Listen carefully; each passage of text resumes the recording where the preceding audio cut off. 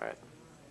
Welcome to the legislature. It's Wednesday, and we're looking forward to it. We're into our 5th week, and we've had a lot of action going on. A lot of bills are working through the process, and some are making it and some are not. For example, here yesterday, we were working on Senate File 52, and 52 was about teacher tenure. And the challenge on that one was focused on reducing tenure and changing how teachers were dealt with on their contracts. It did fail, and the reason I think it failed, it wasn't so much that people were opposed to that bill as much as there were 2 other bills coming along that made a lot of sense, and that was Senate File 70 and Senate File 146.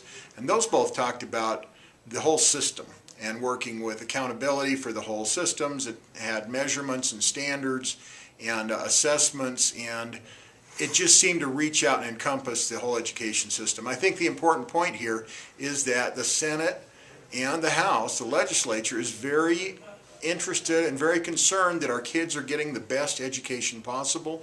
There's a big commitment down at the state level, and there has been for a number of years with the amount of money that's being spent in Wyoming, and we're looking to make sure that the kids have every opportunity they can have for success. So Senate File 52 failed, Senate File 70 and Senate File 146 came through the 3rd reading today and are headed over to the House. So it's been kind of an education week so far.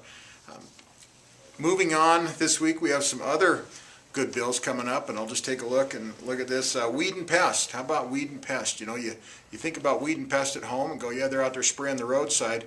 But we have a bill out here that helps modify the weed and pest program a little bit and gives them some better tools and better controls and better opportunities to keep our communities safe. And I'll tell you what, Wyoming's been blessed with some good weed and pest organizations, and it's just one of those things we always have to keep an eye on.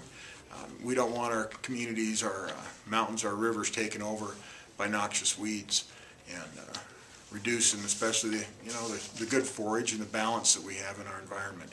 The interesting bill that came up today was feral livestock. And this had to do with, of all things, and we don't see it too much in Teton County or over in DuBois, but the example of out in the deserts where horses are being let loose. And you have what was tame or owned livestock being released out onto the range to run. And it's maybe because the owners don't know what to do with it, they can't afford it. Who knows what the reasons are, but that was one of the examples. Feral livestock's a big issue in Wyoming, and so there's some opportunities out there to define feral livestock and then create some or address the responsibility of ownership.